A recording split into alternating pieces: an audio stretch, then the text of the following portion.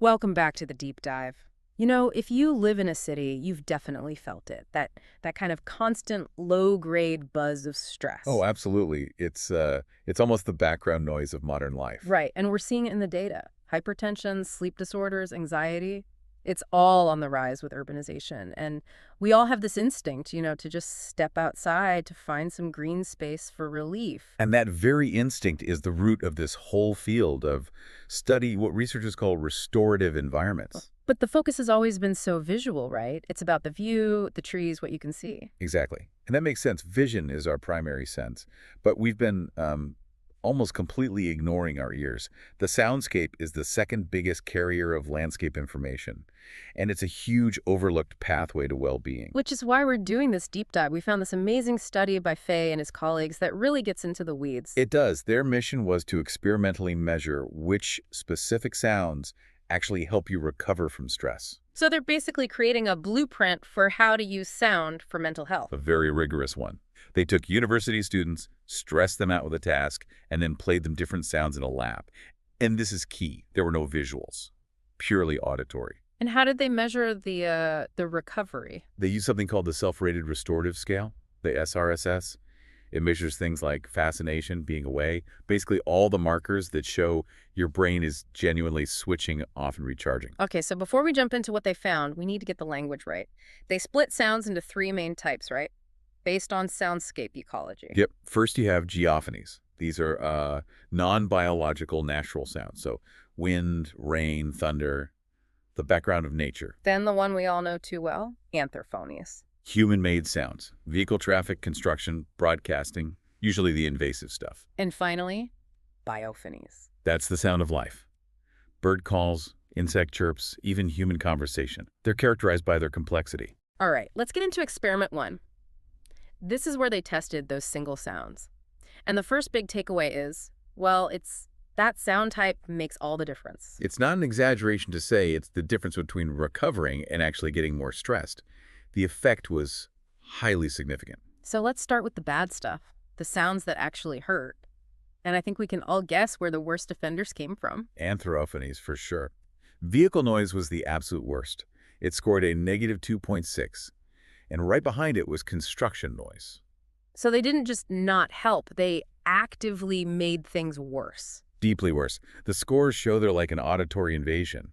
And what's interesting is how similar their negative impact was. They're almost interchangeable in their toxicity. Which just confirms what we all feel. Sitting in a park next to a busy road is not relaxing, no matter how green it is. It's actively harmful to your mental recovery. But were there any surprises, any, natural sounds that turned out to be negative? Yeah, a couple.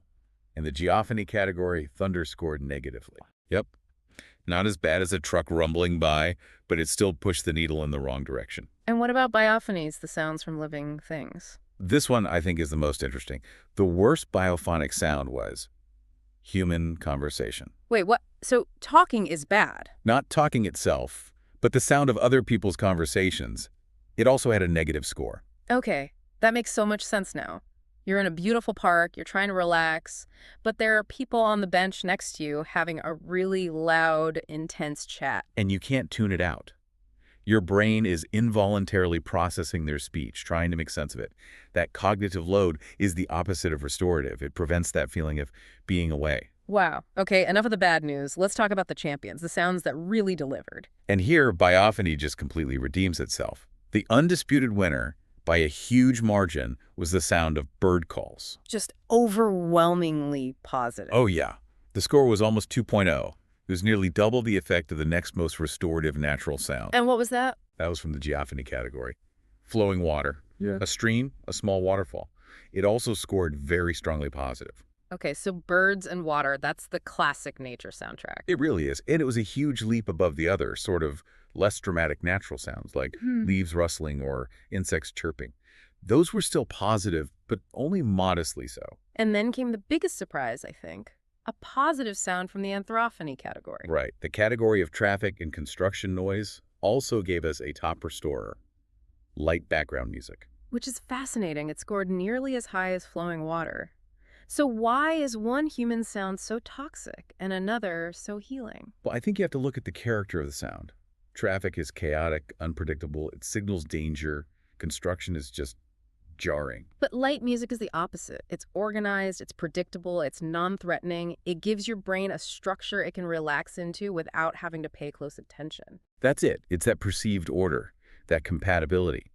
So the takeaway from the first experiment is really clear. You've got your A-list, bird calls, flowing water, and some light music. And you've got your avoid at all costs list, traffic, construction, and loud conversations. Exactly. But of course, real-world soundscapes are rarely just one single sound. Right. So that's the next logical question. Can you combine the winners to make like a super restorative soundscape? And that's precisely what they tested in Experiment 2, mixing those top three. Yeah. Music, birds, and water.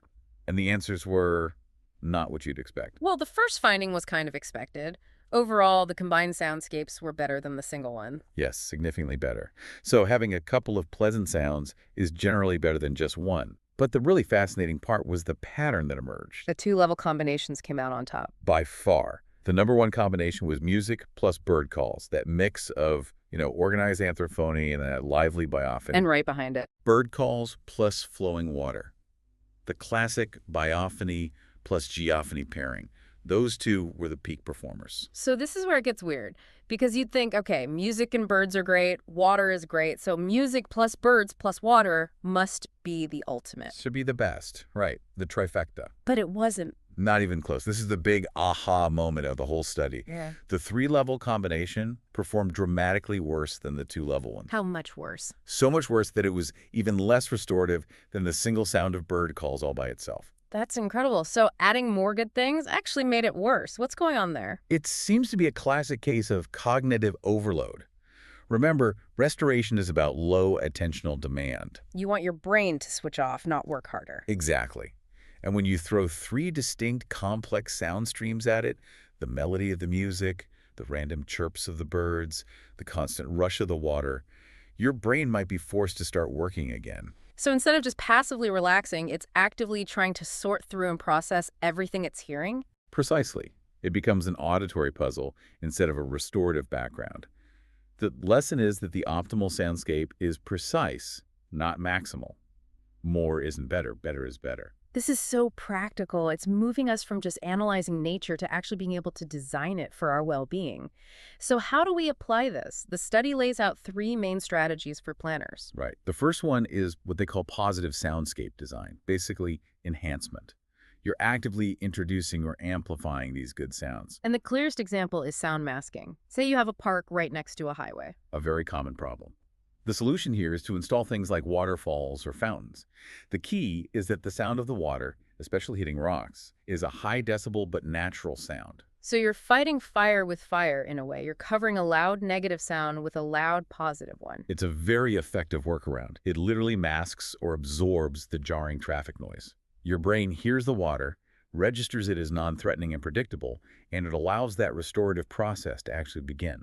And it goes beyond water. They talk about actively attracting biophony. Yeah, this isn't about luck. It's about intentional design.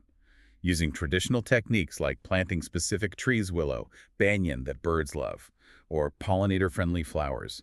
You're building the habitat that produces the sound you want. You can even use plants for geophony. I love the example of bamboo creating different sounds depending on the wind. Or plane trees making that crisp sound when rain hits their leaves. It's about using every element to generate these beneficial sounds. Okay, so that's strategy A. Strategy B is the other side of the coin, negative soundscape design, mitigation. This is the more obvious one, right? Just getting rid of the bad noise. Okay. And it starts at the source limiting when and where loud equipment can be used in a park. And using smarter barriers. They mention things like cultural display walls or semi-enclosed spaces made with sound-absorbing materials. And of course, vegetation barriers. Mm-hmm. But it's not just about planting a line of trees. The structure is what matters. They recommend multi-layered setups. Big, dense canopy trees like camphor with high-density shrubs underneath. That layering is what really breaks up the sound waves. Which brings us to the third strategy, which is almost a non-strategy, zero design. Or preservation. It's about protecting the good acoustic environments we already have before they get ruined. So this means things like not channelizing streams, letting them meander naturally to preserve that sound of flowing water. Right. And also protecting things you might not think about, like decaying wood or old trees, because those are the microhabitats that support insects and birds. They're the foundation of a healthy biophonic soundscape. They also suggest something really interesting, awareness activities, like creating soundscape maps for parks or leading guided soundscape walks. I love that idea. It's not just about changing the environment. It's about changing how people engage with it. It makes you consciously listen for the good sounds, which can deepen the whole experience. So if we were to just, boil this all down, what's the main discovery here? I think it's that sound is a critical and mostly ignored layer of a restorative environment.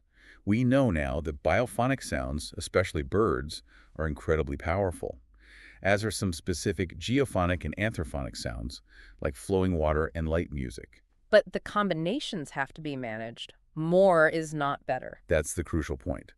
The three-level combination showed that too much complexity, too much cognitive load can actually backfire and diminish the effect. So our ears are really this direct pathway to stress recovery. And the future of healthy cities isn't just about being quieter, it's about managing the quality of the sound around us. Which brings up a really interesting question for the future. This study was done without any visual input. It was just sound. Right, to isolate the variable. Exactly. But they suggest future research could use something like virtual reality to add visuals back in. So think about this. What if you put someone in a VR simulation of a beautiful, dense forest? A super positive visual. But you pipe in the audio of heavy traffic noise, a super negative sound. Which one wins? Does the powerful negative sound completely cancel out the healing power of what you see? Or does our brain prioritize the visual and tune out the noise? Exactly. The battle for our well-being might just come down to which of our senses has the final say. It's something to think about the next time you're in a park deciding whether or not to put your headphones in.